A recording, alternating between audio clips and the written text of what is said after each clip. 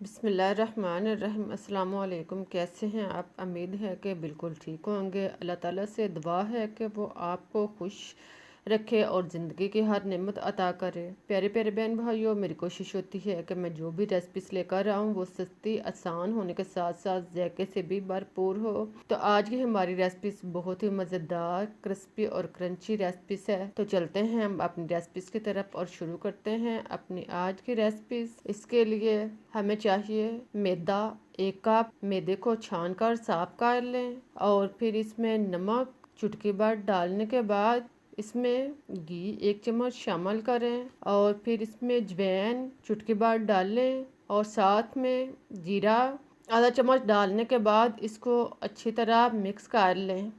घी को मैदे के अंदर खूब अच्छी तरह यकजान करें ताकि ये मुट्ठी की तरह बनना शुरू हो जाए।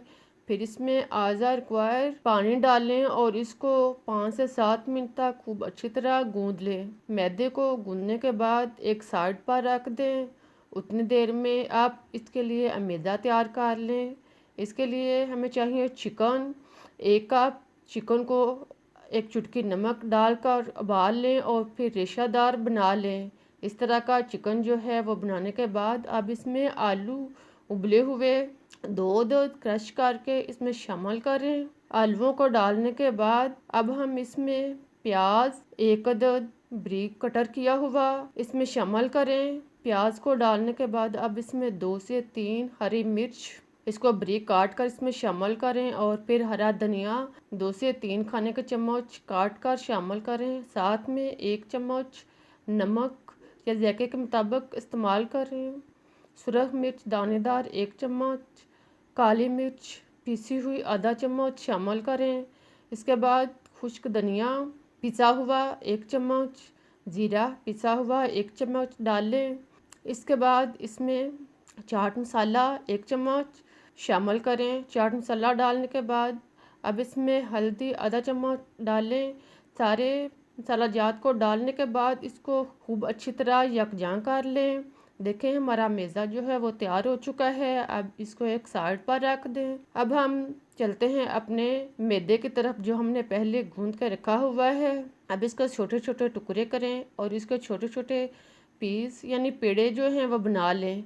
इस तरह के छोटे छोटे पेड़ों की शक्ल में इसको तैयार कर लें और फिर इसको बेलना शुरू करें। बेलने से पहले आप नीचे मैदे का छिड़काव कर लें ताकि आपको बेलने में मुश्किल पेश ना आए। अब इसको आहिस्ता आहिस्ता बेलना शुरू करें और इसको बड़ी चपाती की शक्ल में बेल लें।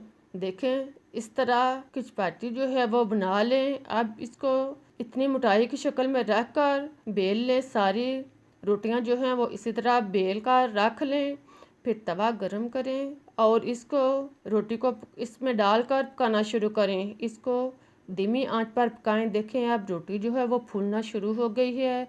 एक साइड से जब रोटी का कलर चेंज हो जाए इसकी साइड चेंज करें और इसको साथ में हाथ से हरकत दें और दूसरी साइड से भी तकरीबन 1 आधा मिनट पकाएं। ख्याल रहे कि रोटी को ज़्यादा नहीं पकाना बल्कि दोनों साइड से हल्का हल्का इसको पकाना है। जब रोटी दोनों साइड से थोड़ी सी ब्राउन हो जाए तो इसको उतार लें। देखें बिल्कुल इस तरह के पीस जो हैं वो तैयार कर लें एक के बाद दूसरा और बारी बारी सारे पीस जो हैं वो इसी तरह तैयार कर लें।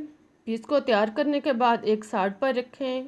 अब एक पीस लें और इसको दरमियान से काट लें। रोटी को दरमियान से काटने के बाद अब दूसरी साइड से इसी तरह दरमियान से काटें। इस तरह रोटी के 4 पीस की शक्ल में कट जाएगी और इस तरह के पीस जो हैं वो तैयार हो जाएंगे। सारी रोटियों के इसी तरह पीस जो हैं वो तैयार करके एक साइड पे रख दें। अब हम एक बर्तन में पानी आधा कप डालते हैं। पानी डालने के बाद अब इसमें 1 चम्मच मैदा डालें और इसको खूब अच्छी तरह घोल लें। इतना पतला मैदा जो है वो घोल लें और फिर रोटी का जो हमने पीस तैयार किए हुए हैं वो एक पीस उठाएं। इसको एक कोने पे वो मैदा जो हमने अभी घोला है इसको सारे मैदे को इसके साइड पर लगाएं और दूसरी साइड जो है वो इसके ऊपर रख कर दबा दें। इस तरह देखें ये एक कोन की शक्ल में स्नैक तैयार हो जाएंगे।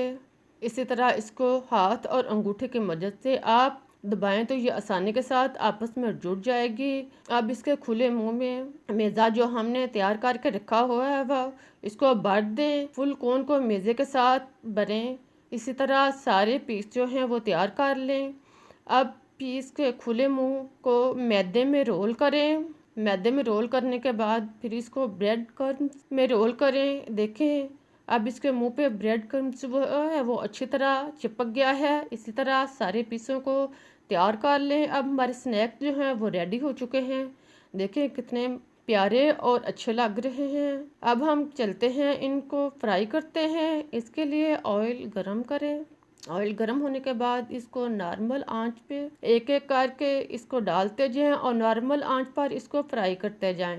ज़रूरत के मुताबिक पीस जो हैं वो कढ़ाई में डाल लें और फिर इनको 2 मिनट तक फ्राई होने दें। साथ में इनको हरकत देते जाएं ताकि ये चारों साइड से जो हैं वह ब्राउन हो जाएं। जब पीस जो हैं ब्राउन होना शुरू हो जाएं तो इनको 2 से 3 मिनट तक फ्राई करें। देखें अब हमारे स्नैक्स जो हैं वो तैयार हो चुके हैं। देखें चारों साइड से ब्राउन भी हो चुके हैं और स्नैक्स जो हैं वो तैयार भी हो चुके हैं। कितने मज़ेदार टेस्टी लग रहे हैं। अब हमारी रेसिपी जो है वो रेडी हो चुकी है। अब मैं आपको तोड़ के दिखाती हूँ। आई होप कि आपको मेरी रेसिपीज जो है वो पसंद आई होगी। आप भी ज़रूर ट्राई करें। मुझे इजाज़त दें, मैं फिर मिलूँगी एक नई रेसिपीज के साथ। तब तक के लिए अल्लाह हाफिज़।